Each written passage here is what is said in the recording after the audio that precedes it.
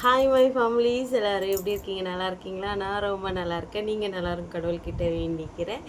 இன்றைக்கி என்ன வீடியோ பார்க்க போகிறோன்னா, நீங்கள் ஆல்ரெடி தமிழ்லேயே பார்த்துட்டு வந்திருப்பீங்க. மூத்தார் வந்து ஊருக்கு போயிட்டாரு. அதுதான் சரிங்களா? உண்மையாங்க, மூத்தார் ஊருக்கு போயிட்டாரு. அதனால தான் நான் இன்றைக்கி ஹாப்பியாக இருக்கேன். மூத்தார் ஊருக்கு போனால் நீ ஏம்மா ஹாப்பியாக இருக்கிற அப்படின்னா, நான் சொல்கிறவங்களுக்கு நான் வந்து இன்றைக்கி நான் குறையே சொல்ல போகிறதில்ல, குறையே சொல்கிறதுக்கும் நான் வரலை. அதாவது வந்து எனக்கு மூத்தார் இருந்தால் என்ன பிரச்சனை, மூத்தார் இல்லைன்னா நான் ஏன் ஹாப்பியாக இருக்கேன் அப்படின்ற ரீசனெல்லாம் உங்ககிட்ட சொல்ல போகிறேன். எனக்கு மூத்தார் வந்து மேரேஜ் ஆனப்போ என்ன சொன்னாங்க தமிழ்நாட்டில் இருக்கும்போது, அதெல்லாம் அப்படியே உங்க கூட ஷேர் பண்ணிக்கலாம். இன்றைக்கி வந்து மூத்தாரை பற்றி தான் பேச போகிறோம். மூத்தார் சில பேருக்கு தெரியாமல் இருக்கலாம். என் ஹஸ்பண்டோடைய அண்ணா, அவரை பற்றி தான் நம்ம பேச போகிறோம். வாங்க வீடியோக்குள்ளே போடலாம். ஏன் வீடியோ இதான் ஃபஸ்ட் டைம் பார்க்குறீங்கன்னா please like and subscribe, share பண்ணுங்கள். மறக்காமல் பெல் பட்டனை கிளிக் பண்ணுங்கள். உங்கள் சப்போர்ட் அண்ட் லவ் மேலும் கொடுங்க. நான் இப்போவும் சொல்கிறேன், நான் வந்து குறை சொல்கிறதுக்கு வரலை. இன்றைக்கி மூத்தாருக்கு எனக்கும் உள்ள பாண்டிங் எப்படி, அவர் எப்படியெல்லாம் வந்து என்கிட்ட பேசுவாரா பேச மாட்டாரா அப்படின்றத தான் நம்ம இன்றைக்கி இந்த வீடியோவில் முழுக்க பார்க்க போகிறோம். ஃபர்ஸ்ட் ஆஃப் ஆல் நான் தமிழ்நாட்டில் இருந்து நான் ஆரம்பிச்சிடுறேன். 2019 வந்து நான் வந்து தெரியும் அவரை. நான் வந்து 2016 பார்க்குறேன். ஆனால் எனக்கு வந்து நான் அவர்கிட்ட பேசுனது கொண்டதெல்லாம் 2019 தான். 19 நாங்கள் இங்கே வந்துட்டு, அதாவது சென்னையிலேருந்து நாங்கள் இங்கே வந்ததுக்கப்புறம், ஒடிசாவுக்கு வந்ததுக்கப்புறம் இங்கேருந்து திரும்ப சென்னைக்கு போய் ஒரே நாள்லேயே வந்த அன்னைக்கு இன்றைக்கி, அதாவது நாங்கள் நேற்று ட்ரெயின் ஏறி இன்றைக்கி நைட்டு 12 மணிக்கு இங்கே இறங்கிட்டோம். வீட்டுக்கு வந்து ஒரு 10 மணி போல், காலையில் 10 மணி போல் வந்துட்டு நாங்கள் ரிட்டன் அன்றைக்கி ஈவினிங்கே ட்ரெயின் ஏறி போயிட்டோம், தமிழ்நாட்டுக்கு போயிட்டோம். நாங்கள் அதாவது 2 நாள் 3 நாள் இதுலேயே வந்து நாங்கள் வந்து ரிட்டன் போயிட்டோம். ட்ரெயின்லேயே தான் 2 நாளாக நாங்கள் ட்ராவல் பண்ணோம். அந்த மாதிரி ஆயிடுச்சுனால மேம், ஏன்னா கல்யாணம் பண்ணணும், அதனால் நீங்கள் இப்போ போங்க அப்படின்னு சொல்லி அப்பா திரும்ப எங்களை விரட்டி விட்டுட்டாரு. அப்போது நாங்கள் போய் ஒரு 2 நாள் கழித்து அண்ணாவை வந்து ரூமில் போய் பார்த்தோன்னா, இந்த நிமிஷம் வரைக்கும் அவர் அண்ணான்னு தான்ப்பா சொல்லுவேன். நான் மூத்தாரை வந்து அண்ணான்னு தான் இங்கே எல்லாருமே சொல்லுவாங்க. நானுமே அவர் அண்ணான்னு தான் சொல்லுவேன். ஆனால் நம்ம ஊர் படி பார்த்திங்கன்னா நமக்கு அவங்க வந்து மாமா முறை வேணும். ஆனால் இங்கே அப்படி இல்லை, அண்ணான்னு தான் கூப்பிடணும். அதனால் நான் அவர் அண்ணான்னு தான், அப்பத்துலேருந்து இப்போ வரைக்கும் அவர் அண்ணான்னு தான் சொல்கிறது. அதனால் நாங்கள் அண்ணானே நானும் அவர் கூப்பிட்றோம். ஆனால் எனக்கும் மாமாவுக்கும் ஒரு பர்சனலாக அவருக்கு நாங்கள் ஒரு பேர் வச்சுருக்கோம். அந்த பேரை சொல்லலாமா சொல்லக்கூடாதான்னு தெரியல.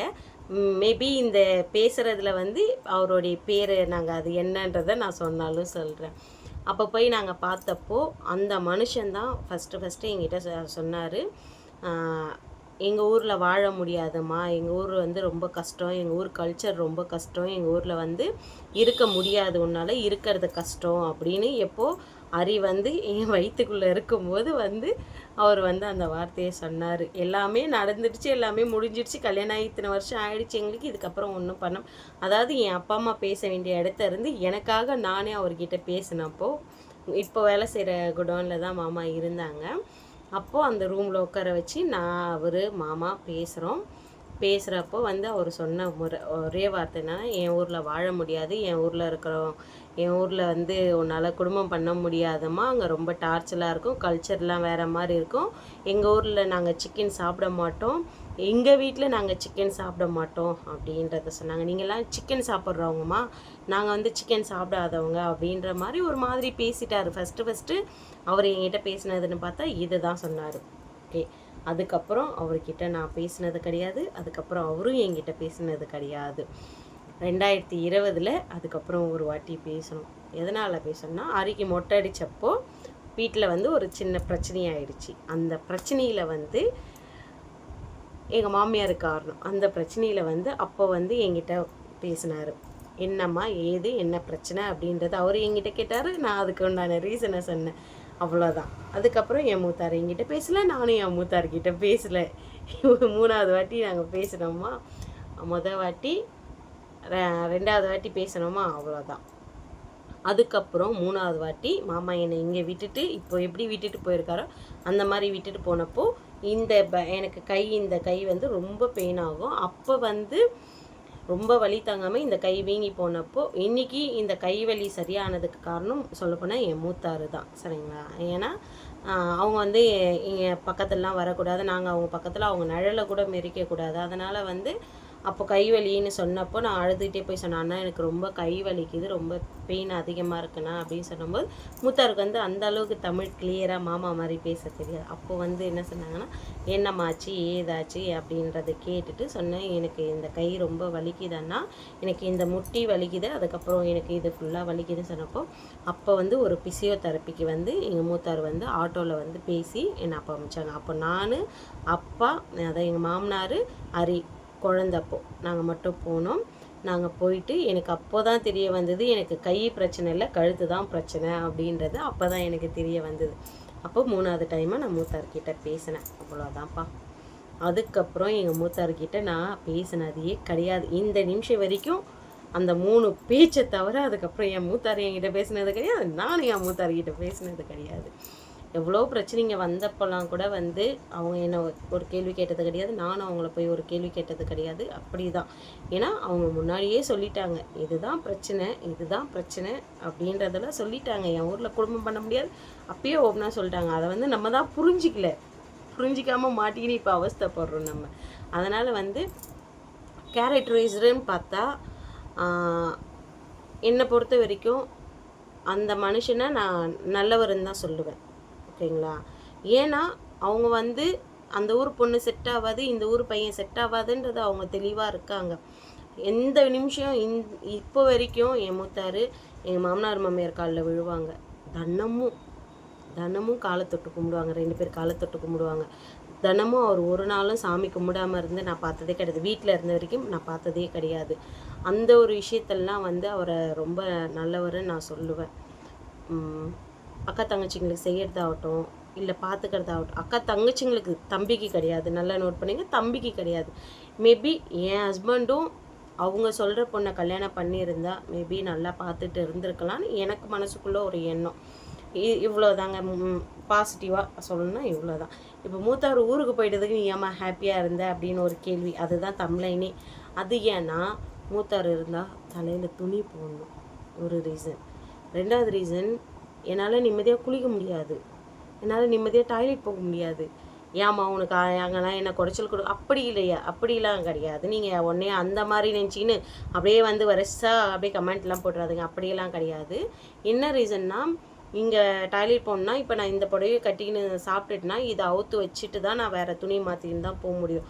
அப்போ நம்ம என்ன பண்ணுவோம், அர்ஜென்ட்டுக்கு நைட்டி எல்லாத்தையும் அவுத்து போட்டு நைட்டி ஏற்ற மாட்டிக்கின்னு தள்ள துணி போடாமல் ஓடிடுவோம். அப்போ மாட்டிப்பேன். அப்பா அவர் அங்கே இருக்கிறாரு, எங்கன்னா இருக்கிறாருன்னா என்னால் அவ்வளோ சீக்கிரத்தில் அவரை மீறி என்னால் வர முடியாது. ஏன்னா தலையில் துணி இல்லாமல் அவங்க என்னை பார்க்கக்கூடாது, நான் அவங்கள பார்க்கக்கூடாது. அந்த ரீசனு. இன்னொன்று என்னென்னா, நாங்கள் பாத்ரூம்குள்ளே குளிக்காமல் நான் அடிப்பம்ப் பண்ண தான் எல்லாருமே குளிப்போம்.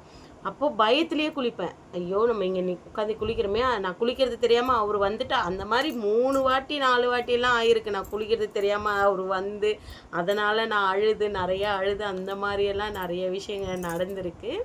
அதான் தெரியாமல் எதர்ச்சியாக அவங்க வந்துடுவாங்க.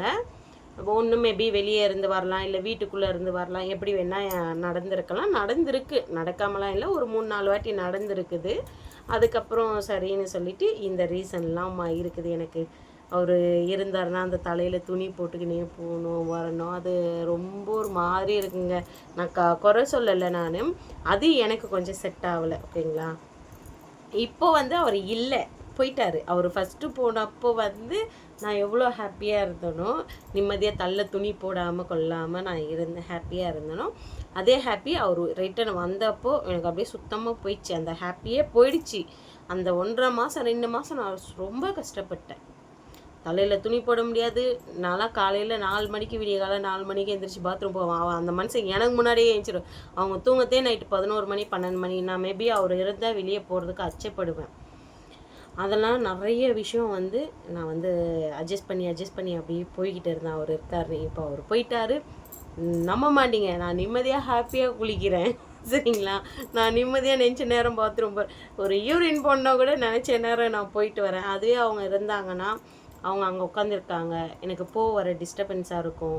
இன்கேஸ் நம்ம மாடு மாதிரி போவோம், மாடு மாதிரி வருவோம். சப்போஸ் பட்டுருச்சுன்னா, கை கால் பட்டுருச்சுன்னா யார் சாணியை கரைச்சி குடிக்கிறது சொல்லுங்க? அந்த ரீசன்லாம் இருக்குது. இப்போ அவர் ஊருக்கு போயிட்டாரு. எப்போ வருவார்? நெல்லாக இருக்கிறப்போ தான் வருவார். 12ஆம் மாதம் லாஸ்ட்டு இல்லை 12ஆம் மாதம் நடுவில் இப்படி தான் வருவார். அது வரைக்கும் நான் ஹாப்பிப்பா, நான் ரொம்ப ரொம்ப ஹாப்பியாக இருக்கேன். இதெல்லாம் தான் சொல்லணும்னு நினச்சேன்.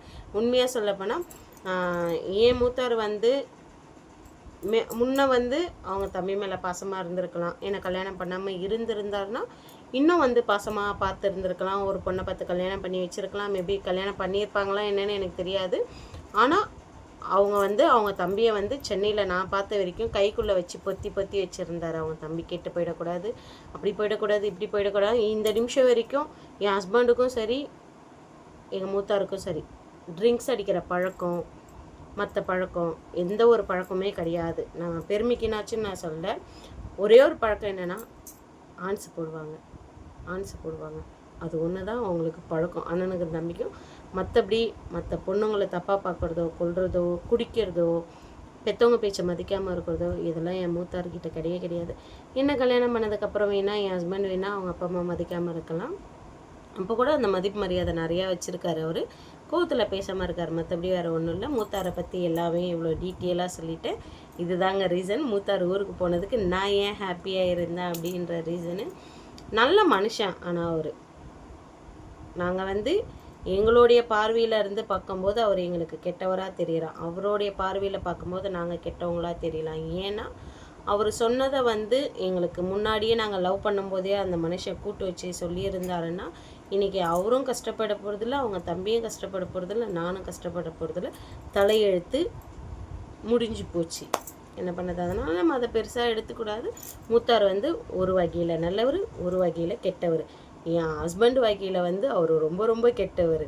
அவங்க அப்பா அம்மா விஷயத்தில், மற்ற விஷயத்தில் குடிக்காத அந்த இதெல்லாம் வந்து ரொம்ப ரொம்ப ரொம்ப நல்லவர். அவர் வந்து உண்மையாக சொல்லப்போனால் செம்ம கேரக்டர். அதனால் வந்து அவருக்கு நான் மார்க் கொடுக்கணும்னா 100க்கு 100% நான் மார்க்கு கொடுக்கலாம். உண்மையாக அவர் நல்லவர், மூத்தார் நல்லவர். இப்போ பேசாமல் போனதுனால இந்த பிரச்சனை அப்படி இப்படின்னு நான் தான் 10 வயசு வரைக்கும் தான் அண்ணன் தம்பி. அதுக்கப்புறம் போனால் பங்காளின்னு சொல்லுவாங்க பழமொழி, சரிங்களா? சொத்துக்காக அடிச்சுக்கிற அண்ணன் தம்பிங்க அப்படின்ற மாதிரி மேபி அந்த மாதிரி இருக்கலாம். அவ்வளோதான். மூத்தார் ஊருக்கு போயிட்டாரு. நான் திரும்ப சொல்ல, நான் ஹாப்பியாக இருக்கேன், நான் சந்தோஷமாக இருக்கேன், நான் நிம்மதியாக இருக்கேன். I am happy. ஓகே, வேறு ஒரு வீடியோவில் பார்க்கலாம். பை.